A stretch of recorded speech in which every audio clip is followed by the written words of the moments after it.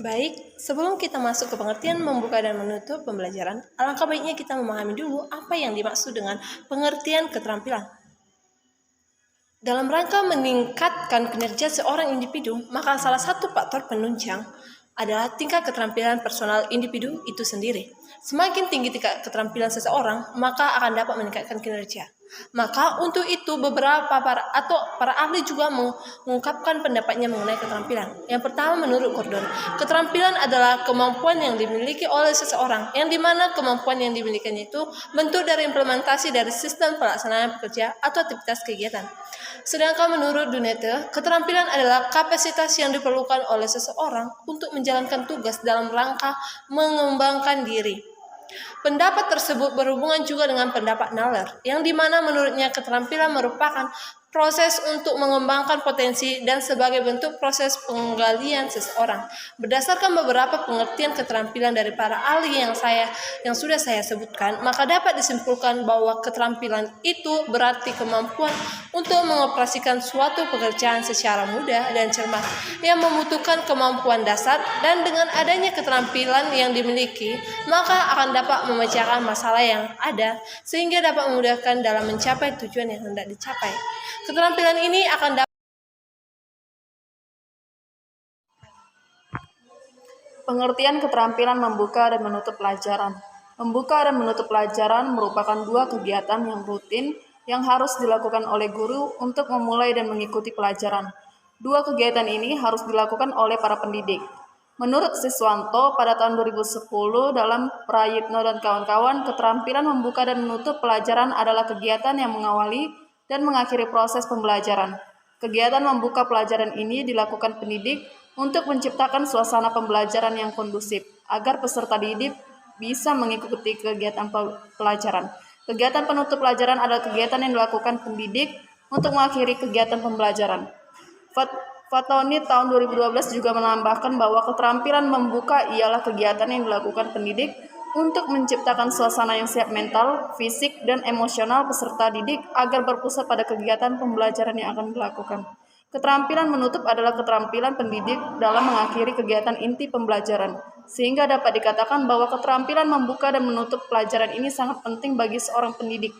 Karena jika pendidik memiliki keterampilan ini, maka proses pembelajarannya akan berjalan dengan baik.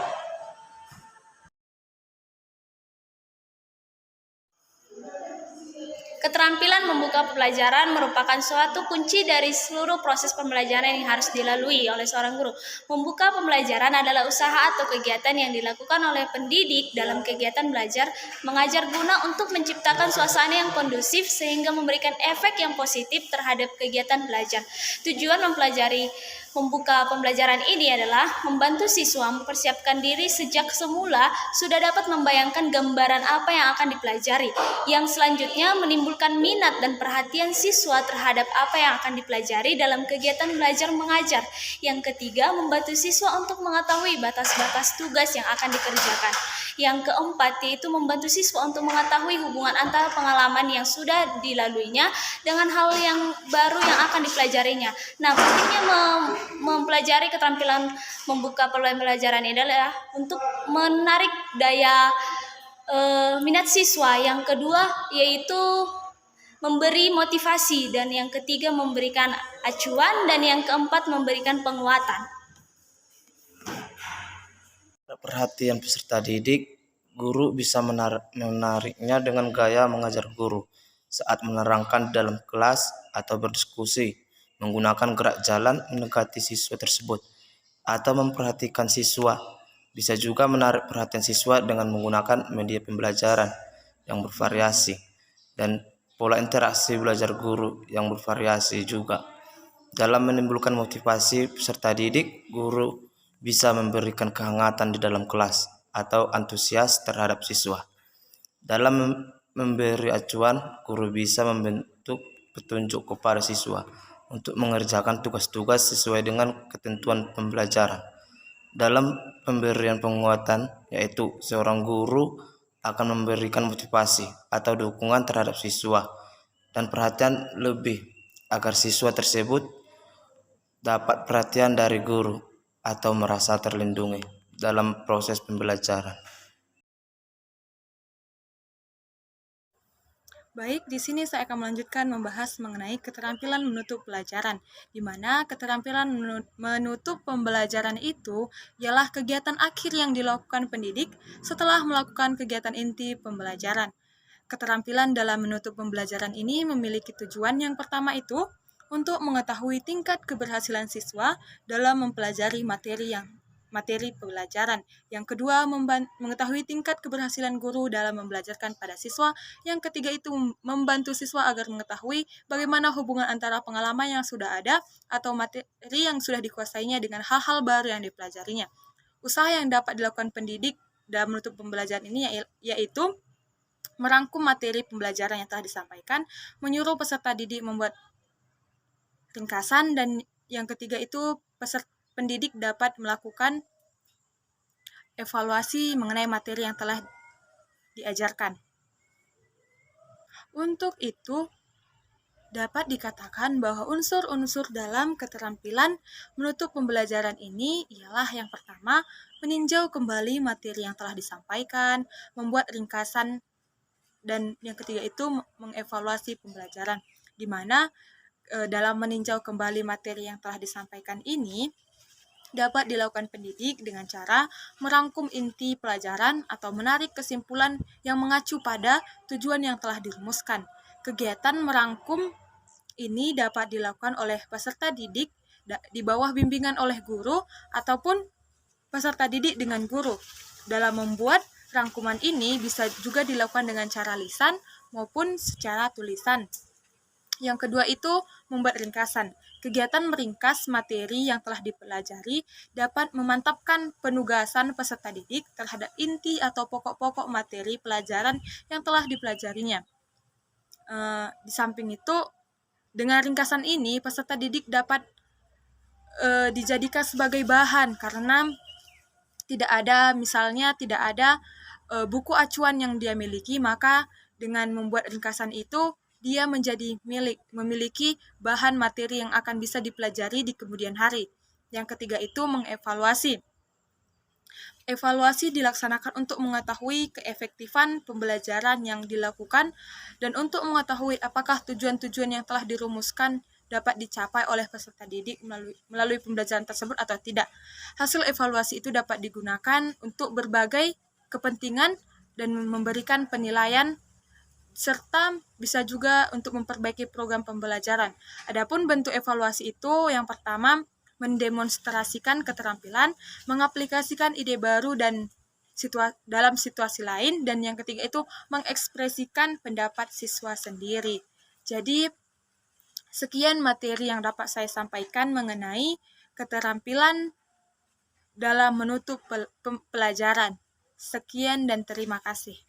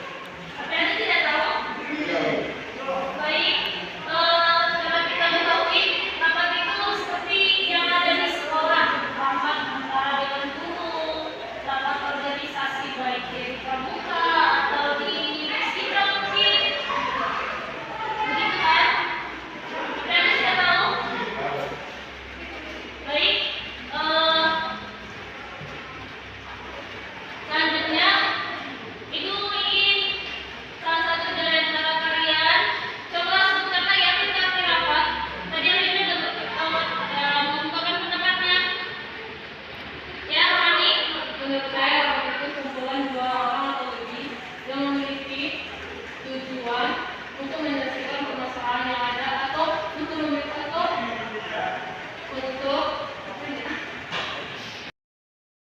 Tadi kan rapat itu sudah dijelaskan oleh Arlinda.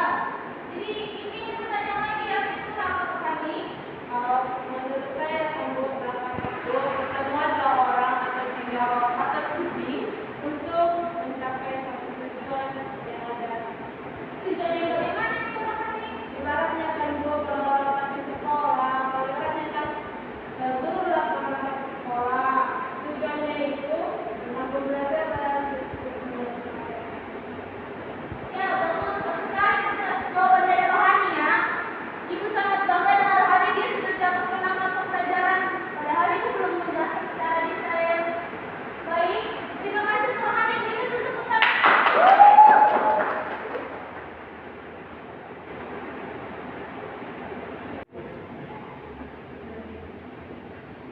baik, setelah tadi Ibu menjelaskan mengenai rapat, siapa yang di sini sudah paham mengenai rapat itu pasti menurut pribadinya sendiri, menurut dirinya. Ayo siapa itu? Ayo Om, coba Amita. Apa itu pengertian rapat itu kan Bu? Itu suatu bentuk pertemuan untuk merundingkan atau menyelesaikan suatu masalah demi kepentingan bersama. Ya benar sekali. Nah, kalau kita sudah tahu apa itu rapat dan mengenai masalah jenis-jenis rapat ini siapa yang tahu? Contoh-contoh rapatnya. Saya dulu. Coba itu.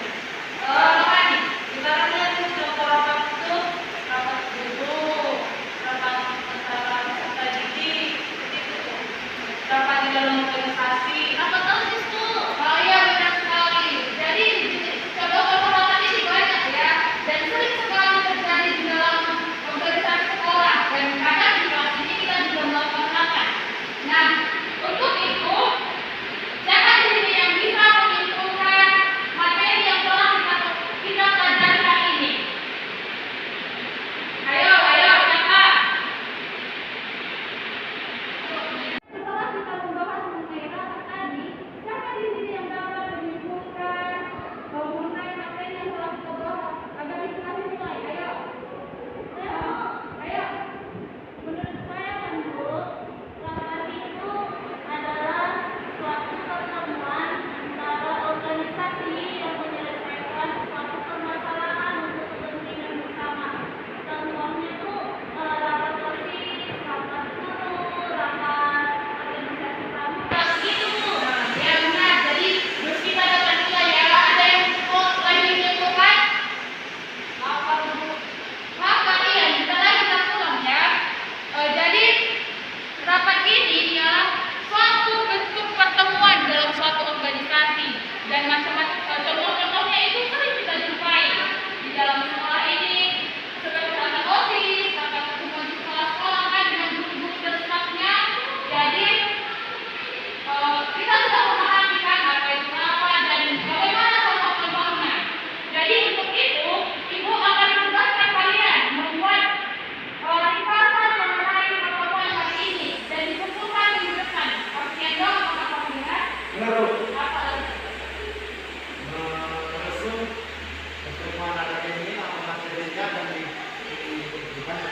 Ya benar. Jadi kalian harus membuat resum kalian ya, ringkasan kalian menjadi tugas. Minggu depan akan Ibu periksa ya. Jadi sekian pertemuan kita pada hari ini. Sebelum kita pulang, kita berdoa ya, berdoa dipimpin oleh Afriando. Ya, bukan lagu pujiannya.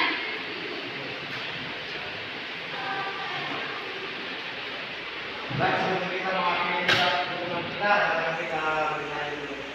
Baik, kita terima kasih Tuhan. Satu juga.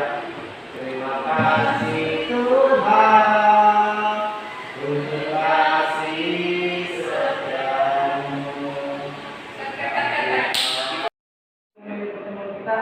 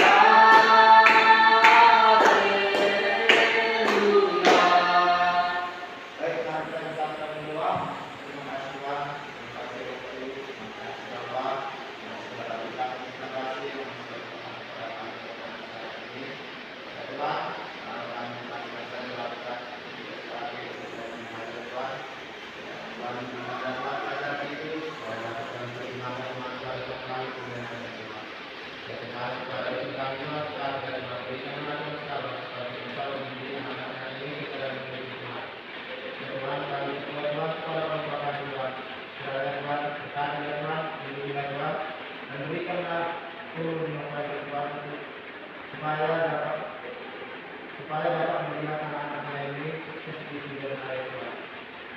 Mari kita berdoa berdoa Tuhan